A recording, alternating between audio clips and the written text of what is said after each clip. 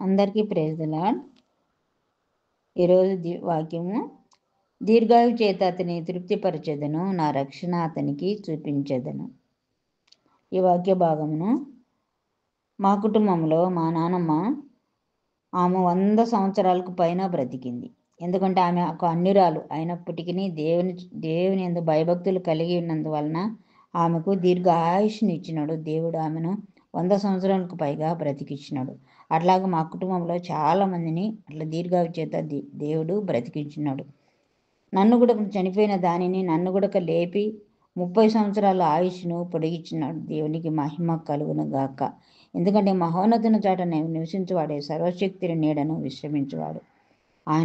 ఆయన పట్ల మనం భయభక్తులు కలిగి ఆయన రెక్కల మాటను మనం దాక్కుని ఆయన సన్నిధిలో మనం జీవిస్తున్నప్పుడు, ఆయన మీద మనం ఆధారపడి బ్రతుకుతున్నప్పుడు, ఆయన ఎవరైతే ఆయనను ప్రేమిస్తాడో నేను అతన్ని ప్రేమించుతున్నాడు కనుక అతను నేను తప్పించేదని అన్నట్లు ప్రభు ఎన్నిసార్లు మరణాపాయాలు, ఎన్నెన్నో లెక్కలేని సార్లు మరణాపాయాలు వచ్చినప్పటికీ ఆయన నామాన్ని బట్టి ఆయన నామాన్ని ఎరిగిన వాళ్ళని కనుక నేను అతన్ని గణపరుస్తాడని చెప్పినట్లు నా జీవితంలో మా కుటుంబంలో చాలామంది జీవితాలలో దేవుడు చేస్తున్నాడు.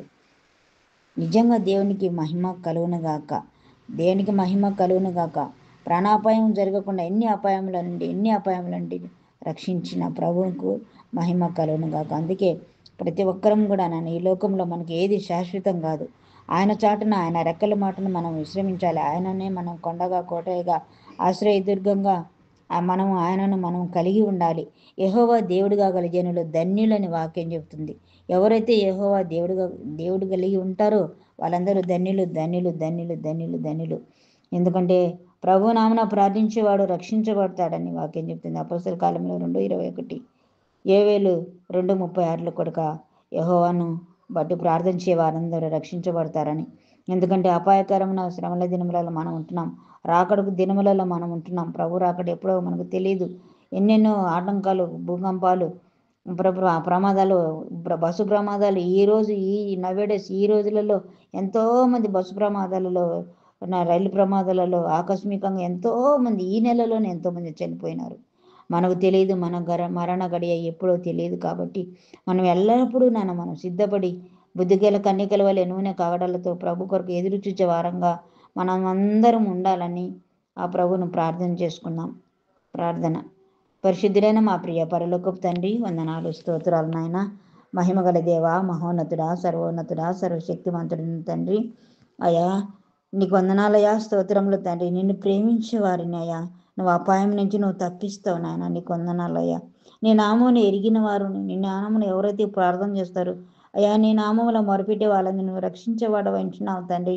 అయ్యా, యెహోవా నా కాపరి, నాకు లేమి కలగదని దావీదు చెప్పినట్లు ప్రభా అయ్యా, నువ్వు కాపరిగా మేపరిగా తండ్రిగా ఉన్నందుకు నాన్న నీకు వందనాలు, స్తుతులు, స్తోత్రములు చెల్లిస్తున్నాం ప్రభా. మా ఆయుష్ని పొడిగించి ఈరోజు సజీవ లెక్కలో ఉన్నామంటే కేవలం నీ కృప, నీ దయ, నీ కనికరం మాత్రమే. నాలో మాలో ఏ మంచితనం లేదు ప్రభా. కన తండ్రి స్తోత్రం నాన్న. ఈ కడవరి దినాలలో అందరు కూడా నాన్న మరి ప్రభా ఈ లోకం కోసం ప్రాకులాడకుండా ఏం తిందామా, ఏం త్రాగుదామా, ఏం ధరించుకుందామా అని ఇహలోక విషయాల కోసమే ప్రాకులాడకుండా నీ నీతిని, నీ రాజ్యాన్ని వెదికే బిడలంగా ఉండనట్టుకు చూపండి నాయన.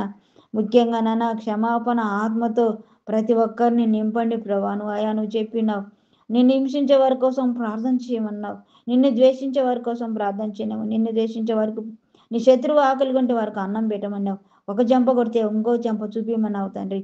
అలాంటి నీలాంటి మనస్సును మా అందరికీ అనుగ్రహించమని యేసు శక్తిగల నామములో అడిగి పొంది ఉన్నాము నా పరమ తండ్రి. Amen, amen, amen. Praise lord అందరికీ. మరి ఈరోజు బర్త్డే జరుపుకుంటున్న వారికి హ్యాపీ బర్త్డే, మ్యారేజ్ డే జరుపుకుంటున్న వారికి హ్యాపీ మ్యారేజ్ డే అండి. దేవుడు మిమ్మల్ని మీ కుటుంబాలను ఆశీర్వదించును గాక. మరి మీకు ఎవరికైనా ప్రార్థన విజ్ఞాపనలు ఉన్నట్లయితే దయచేసి మాకు మీ ప్రేయర్ రిక్వెస్ట్ని మాకు మెసేజ్ చేయండి. మేము మీ అందరి కొరకు ప్రార్థన చేస్తూ ఉన్నాం. దేవుడు మిమ్మల్ని మీ కుటుంబాలను ఆశీర్వదించాలని, ఇంకా దేవుడు మిమ్మల్ని కాపాడాలని మేము ప్రార్థన చేస్తూ ఉన్నాం. ఇంకా ఈ వాక్యాన్ని అందరు కూడా వినండి, లైక్ చేయండి, షేర్ చేయండి, సబ్స్క్రైబ్ చేయండి. దేవుడు మీ అందరికీ తోడైండును గాక. ఆమెన్. అందరికీ ప్రైజ్ లార్డ్.